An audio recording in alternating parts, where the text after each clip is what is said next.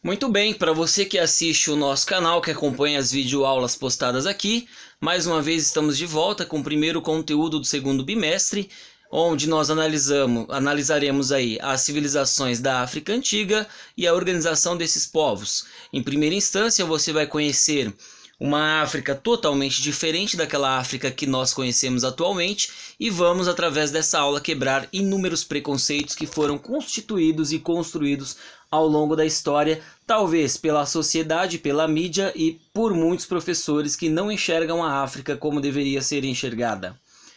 Primeiro, as civilizações da África Antiga, elas passam por um contexto de brilhantismo e extraordinário crescimento. Nós temos aí 5 tipos de civilizações. As civilizações do Vale do Nilo, que é onde nós já analisamos o Egito e posteriormente analisamos também a Mesopotâmia, que faz parte ali próxima ao continente africano. Então, duas grandes civilizações da antiguidade que chegaram até o auge através de muita organização social, política e econômica. Então, nós não podemos descartar.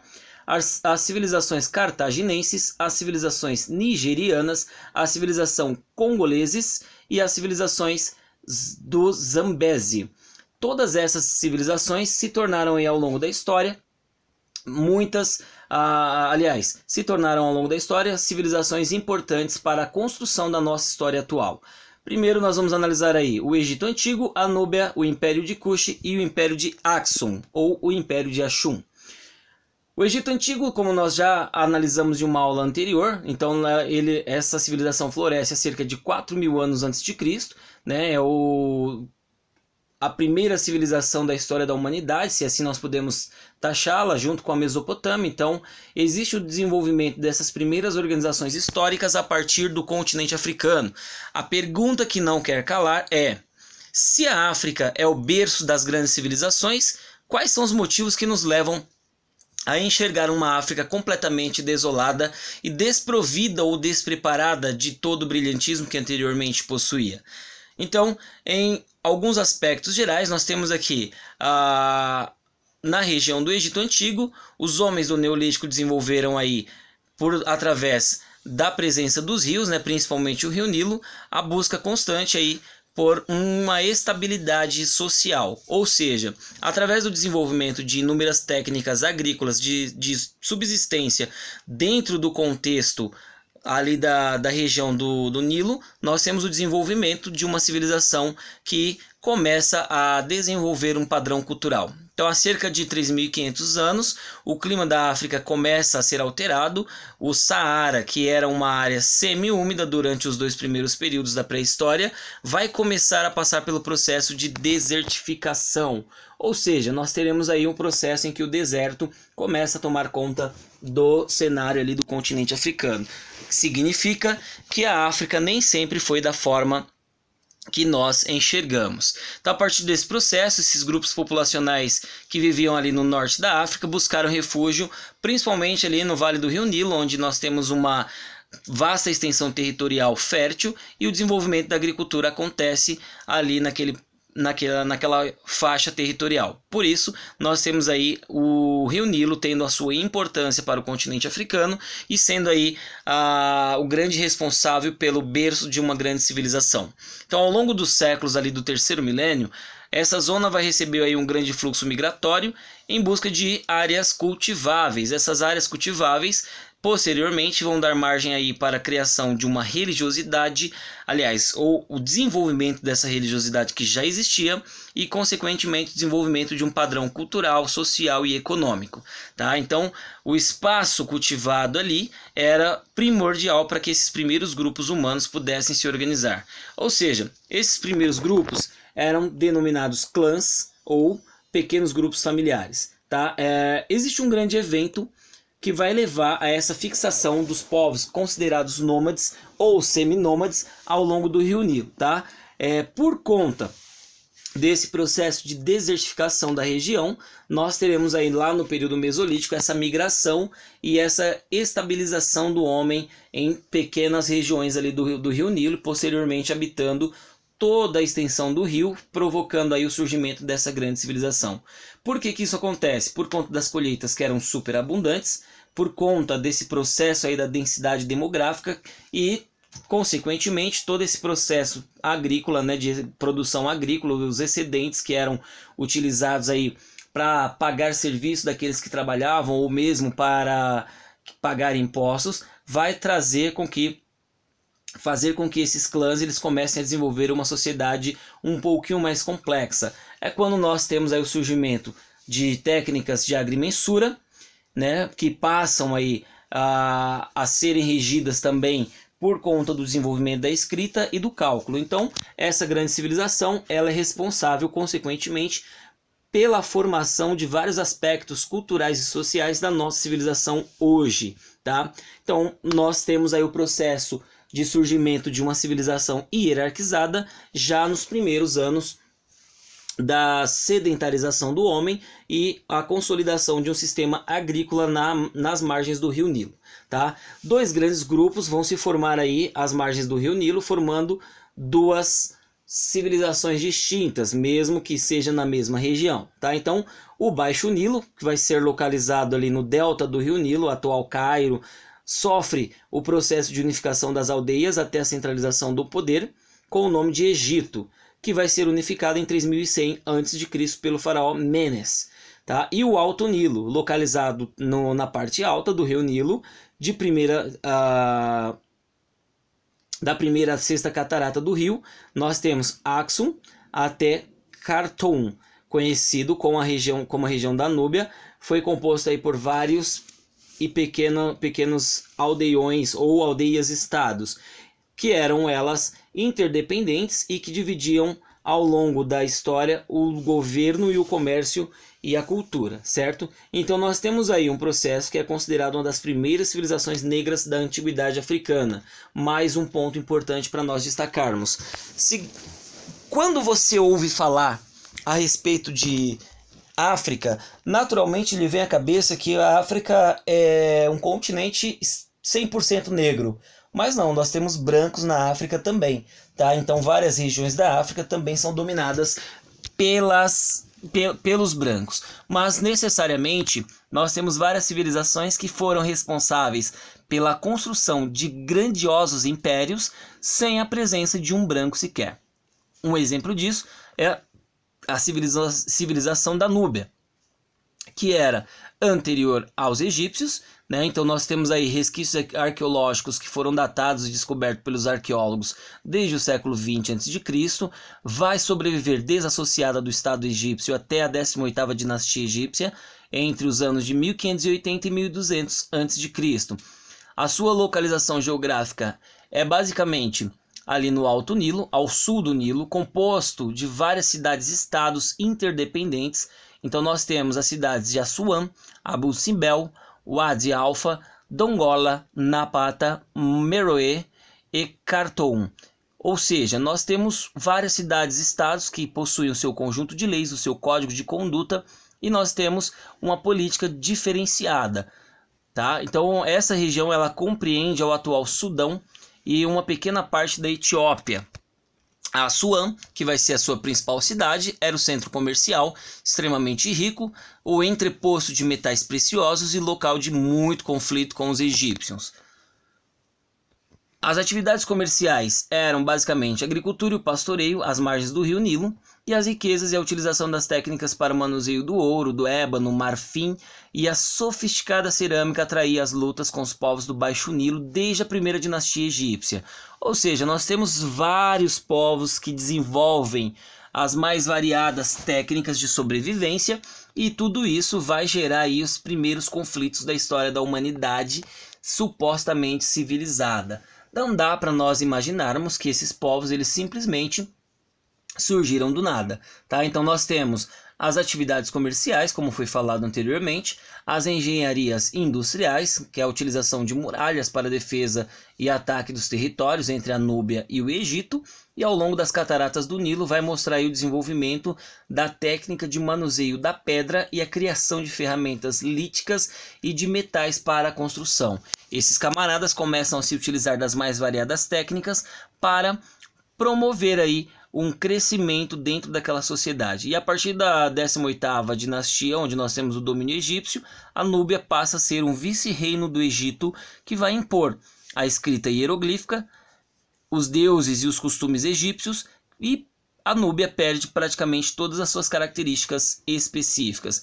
Nós temos aí dois grandes reinos que se destacam na longa história da Núbia, o reino de Cush e o reino de Assum, ou Axum. Então você pode ver aqui no mapinha, tá? O reino de Cush e de Assum.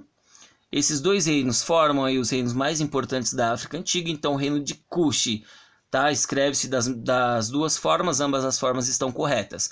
No século 20 a.C., foi a primeira capital de comércio aí que teria sido Kerma, na terceira catarata do Rio Nilo. Quando nós falamos em cataratas, basicamente você deve se perguntar, mas como assim cataratas? Então seriam as quedas ali do Rio Nilo, cataratas propriamente dita, como nós bem conhecemos. O Rio Nilo ele tem uma extensão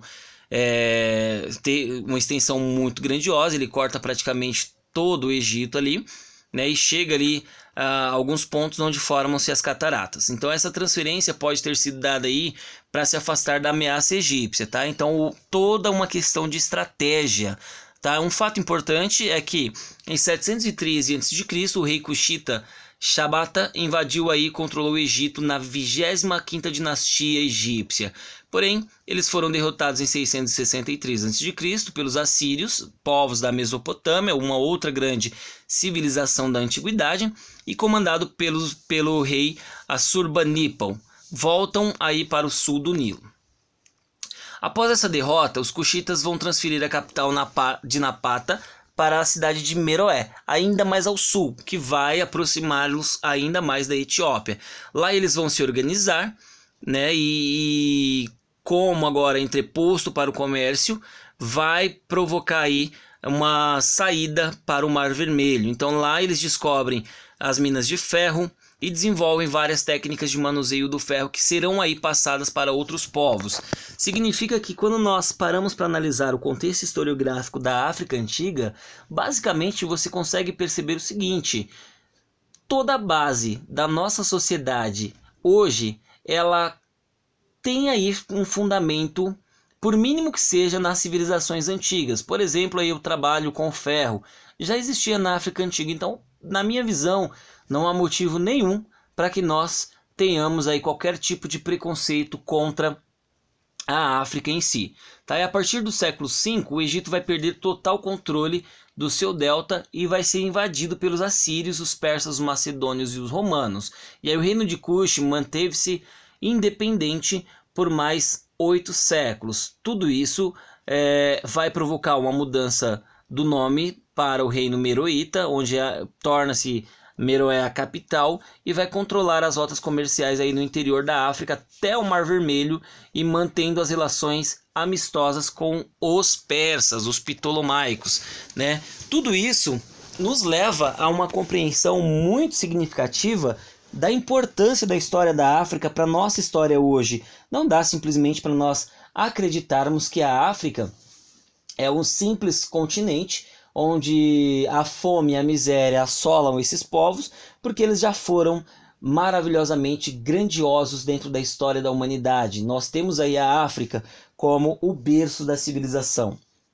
Quando os romanos invadem o Egito, eles tentam conquistar aí o território dos cuxitas, mas não conseguem, tá? Principalmente porque cortaram as rotas de comércio dos cuxitas lá no Mar Vermelho, e isso vai provocar uma grande crise econômica. Mas ainda assim, os romanos não conseguem. E aí no século IV d.C., os pequenos grupos organizados vão migrar da península da Somália, que eram os chamados Axumitas, e vão conquistar e dominar a cidade de Meroé, se instalando na região próxima ao Mar Vermelho, que vai dar início aí ao reino de Axum ou Axum. Esse reino ele será localizado na atual Etiópia. Nós temos uma lenda, né, Menelik, que o filho de Salomão com a rainha de Sabá, que é o filho de Salomão com a rainha de Sabá. A cidade vai ser construída aí às margens do rio Atbara, um dos rios que formam o rio Nilo, e formam aí pequenos clãs nômades da península Somali e árabes do século VI a.C., buscando áreas mais férteis. Então nós temos aí uma formação tanto quanto lendária, né, desse reino de Axum, mas não deixa de ser um reino importante da história dos povos africanos. No século 3 a.C., os cuxitas aí tinham o principal centro de comércio na cidade de Axum. O porto de Adulium, em Axum, ficava a 8 dias de Meroé, e era aí o principal porto de escoamento do material utilizado pelos cuxitas para a Arábia e o restante da África do Índico. Ou seja, se nós analisarmos profundamente a história sem os preconceitos empregados por aquela história extremamente eurocêntrica, nós vamos compreender o seguinte, que dentro da África formou-se grandes reinos majestosos que tinham organização social, política e econômica muito bem definida, que será destruída posteriormente pela chegada dos europeus, quando que esse domínio europeu acaba dentro do continente africano. Teoricamente, a partir de 1945 e todos os tratados que dão origem ao processo de descolonização. Significa que, quando o europeu chega na África em 1415, ele já institui uma história extremamente eurocêntrica. Após 1415, nós teremos aí, consequentemente, esses europeus dominando o continente africano. E eu, como professor de história, me arrisco a dizer que o domínio desses povos europeus permanece até os dias de hoje. Entre os séculos 1 e 4 depois de Cristo, Axum vai se transformar em um dos centros mais ricos da África, por serem desligados dos demais grupos em guerra lá do mar Mediterrâneo, eles assumem essa posição. Então as relações comerciais que eram extremamente favoráveis com outros grupos promovem aí a negociação de vários produtos lá nos seus portos e dentre os seus reinos, né, com o Oriente Médio e com outras localidades da África. Significa que esses camaradas eles têm aí um crescimento extraordinário entre esses séculos 1 a 4. O diferencial era que os axumitas eles desenvolveram uma escrita talhada em argila e pedra para a comunicação entre os diversos grupos que viviam na região de comércio. Ou seja, eles possuíam uma organização comercial própria, uma escrita própria, tá? E aí essa organização dá a origem à atividade política e diplomática e é uma escrita em grego, certo? Significa que nós quebramos mais um preconceito. Quando nós pegamos aí a história do continente africano, a gente não pode simplesmente menosprezar e achar que nada de bom aconteceu nesse continente, né? Mesmo porque eles já se utilizaram dessa escrita grega na antiguidade.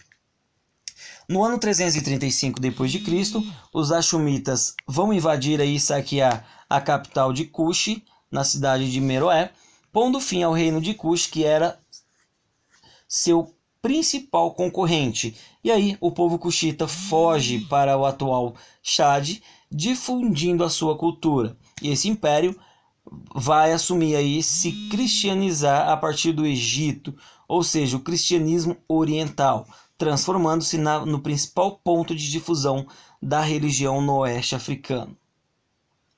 Lá no século VII, com a expansão árabe-muçulmana, nós temos esse reino perdendo força política, econômica e cultural, e a sua capital vai ser tomada pelos árabes, que vai impor ao longo do tempo toda a sua cultura e a sua religião, que de alguma forma vai anular qualquer resquício da originalidade desse reino.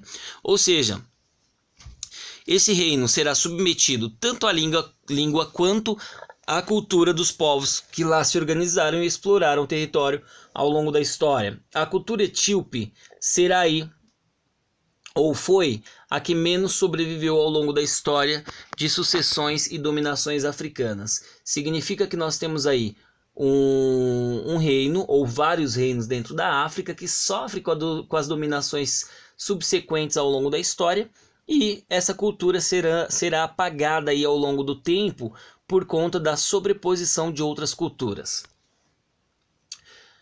A civilização cartaginesa. Então nós temos aí, mais ou menos no século 7 a 146 a.C., no norte da África, vai ser fundado pelos fenícios e vai desenvolver-se na bacia do Mediterrâneo, Quais localidades hoje? Atual Tunísia, Argélia, Líbia, Marrocos e Ilha de Malta. Parte mediterrânea ali da Espanha, Portugal e França. Essa fundação ela é pautada em dados arqueológicos e que são discutíveis. Nós não sabemos se realmente existe uma verdade sobre essas civilizações. As origens, os berberes mais os fenícios formaram esses povos. Então, quem são os berberes? Berber, homem ou estrangeiros, conjunto de povos do norte de língua das famílias afro-asiáticos, grupos étnicos que pertencem aos berberes, tuareges, guanches, rifenhos, calibas e povos nômades do Saara. A cidade de Cartago era para os fenícios aí a segurança dos territórios de comércio com povos da África e defesa do comércio do Mediterrâneo, porque trazia uma prosperidade organizada a partir do processo em que nós temos aí as grandes navegações da antiguidade. O comércio marítimo foi desenvolvido nessa época. No século V a.C., a população era extremamente crescente, o controle de um entreposto importante de comércio e a conquista comercial da Sicília e Malta vai fazer com que os povos habitantes dessa cidade se organizem politicamente para a defesa do território, o que vai dar origem à civilização cartaginesa. Nós temos aí algumas relações com os romanos. Desde o começo, essas relações elas são pacíficas e em 348 a.C., vários tratados são assinados com Roma para a exclusividade do comércio entre o norte da África e a ausência de pilhagem contra os aliados de Roma. Nós temos aí um comum acordo entre esses povos, onde não haveria guerra, e o grande evento histórico vai ser aí as guerras púnicas que acontecem no ano entre o ano 246 a.C. e 146 a.C. Punit são descendentes dos fenícios, né? Então nós temos aí a anexação de Roma das colônias cartaginesas da Sicília, que produziam aí cereais, e do sul da Península Ibérica, que possuía minérios e inclusive a prata. E tudo isso acontece por uma busca hegemônica na economia, na política e no militarismo daquela região do mar Mediterrâneo. Tá? Então aqui para vocês se situarem, aqui a cidade de Cartago à esquerda da tela, né?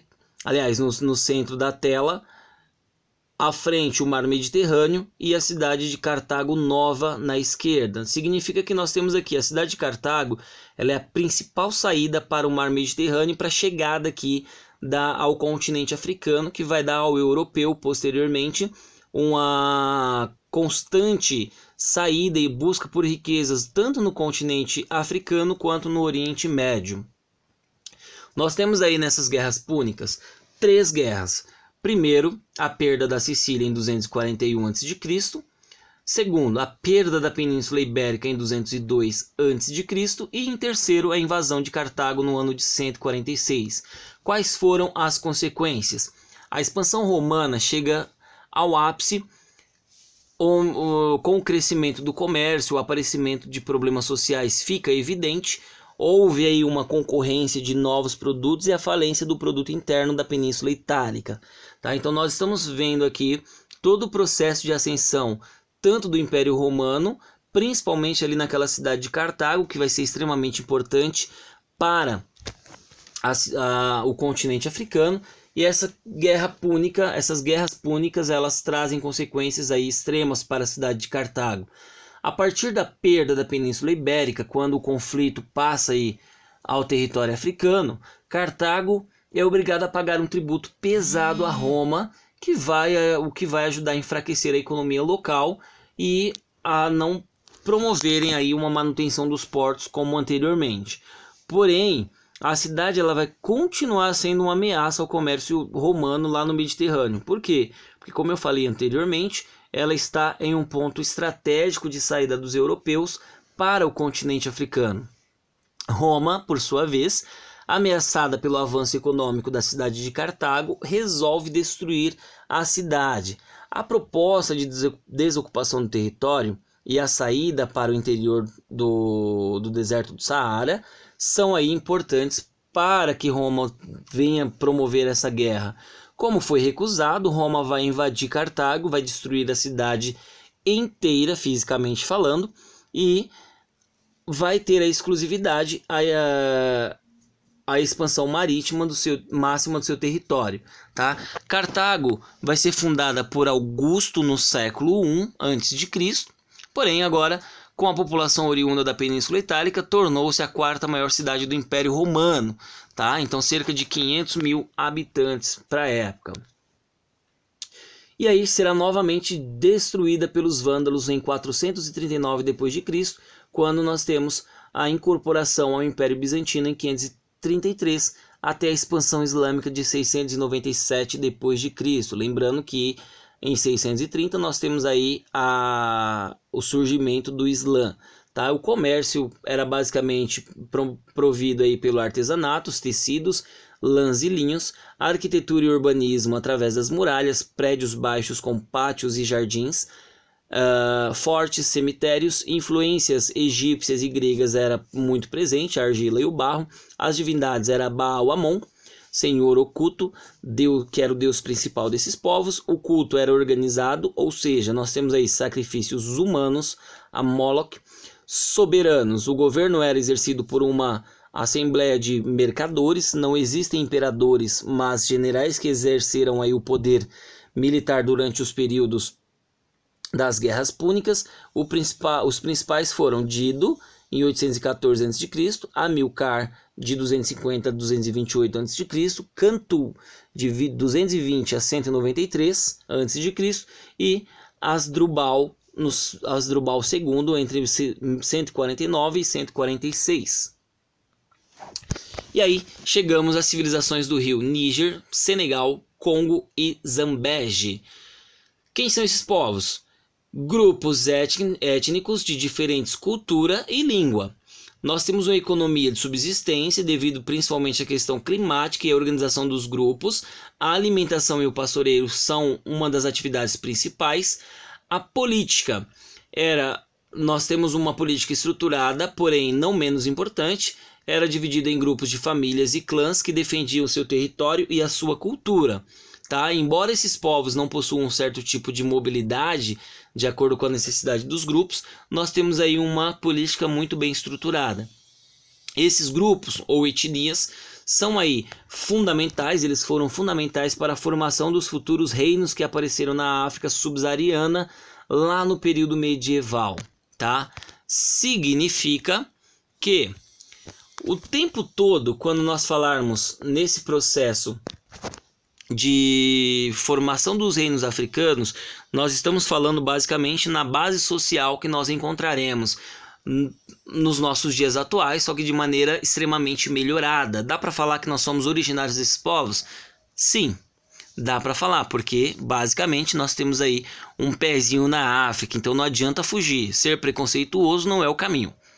Os Yorubás são os povos aí da África, são um dos principais povos da África, então um dos grandes grupos étnicos dessa África central e ocidental, né? Lembrando que os povos que eram encontrados na África, eles eram encontrados em diferentes regiões, não é algo particular, então nós temos aí uma interação étnica e cultural muito grande. Eles vão se organizar no período medieval como um reino, tá? A sudoeste da Nigéria nós temos outros grupos no Guiné e em Benin. Diferenciação entre esses povos, a cultura linguística e a mitológica bem estruturada. Eles possuem uma cidade sagrada, Ilé e Fé, um deus rei, Odudua, e posteriormente uma cidade política, Oyo, que vão reunir aí camponeses e governantes. Os artesãos e comerciantes são importantes na organização de reinos e no período dentro do período medieval, tá? Jalofos ou Wolofés ocuparam a região do Senegal e Gâmbia e também da Mauritânia, possuíam a língua própria, a agricultura de subsistência era a base social. Bambara ou Bamana, Mali, Burkina Faso e Senegal. Esse nome era dado àqueles que rejeitam a Deus. Surge aí um grupo étnico denominado Mandi, sul do Saara. O subgrupo Bozo, de 250 a.C., aí, mais ou menos, vai construir uma cidade de Jani, que dará origem ao reino de Gana e Mali dentro do período medieval. Ou seja, nós teremos aí grandes reinos. Esses grandes reinos, eles têm uma base social, eles têm uma origem histórica, então não dá para nós negligenciarmos a formação desses reinos dentro da África. No interior aí da bacia do Níger, nós temos a formação de uma sociedade pautada na pecuária e na agricultura. Por fim, né, nós chegamos às civilizações da região do Congo.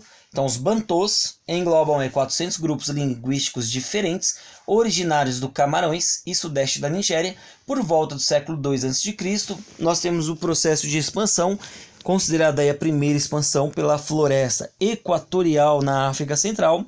A segunda expansão, no século I a.C., é a expansão para o leste da bacia do Congo até a atual Angola. E a terceira e última expansão, depois do ano zero, da África Central até o sul do continente, tomando conta da bacia do Zambeze. Organizam um reino Bantô lá no período medieval, que não tinha a expansão do período antigo, certo? Então eles eram nômades, caçadores e coletores e pastores de pequenos rebanhos.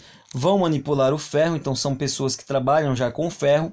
Existe uma grande variação linguística, porém aí nós teremos o idioma, né, o dialeto que vai predominar é o Zulu, existente até os dias de hoje, e vão absorver aí fenômenos dos Khoisans, embora fossem aí Níger-Cordofanianos. Ambundus é um grupo Bantô que vivia na região da atual Angola. Um dos grandes grupos Bantôs, possui uma língua própria, o Kimbundu. Maior expressão aí na colonização portuguesa, Ovambos, era um outro grupo expressivo dentro dos Bantôs. Namíbia, língua própria também, Oshiwambo, possuindo aí 9 subgrupos. Nome, vinha aí da região de avestruz, eram agricultores e criadores de animais, possuíam lendas e tradições ancestrais, acreditavam em um espírito supremo, Kalunga, e possuía aí características matriarcais. Era uma civilização que era pautada exclusivamente no matriarcalismo, ao contrário das grandes civilizações que nós conhecemos, onde o patriarcalismo impera. Os pigmeus, né, habitaram aí ali a região do Vale do Congo, nas florestas equatoriais da África, Ruanda, Congo, Botsuana, Namíbia e Zâmbia. Eram caçadores, coletores, faziam comércio com os povos vizinhos, sabiam a técnica de destilação do milho e construção de casas de folhas e troncos, conviveram com o povo Bantô, porém sempre sofreram repressões e contínuas disputas de território.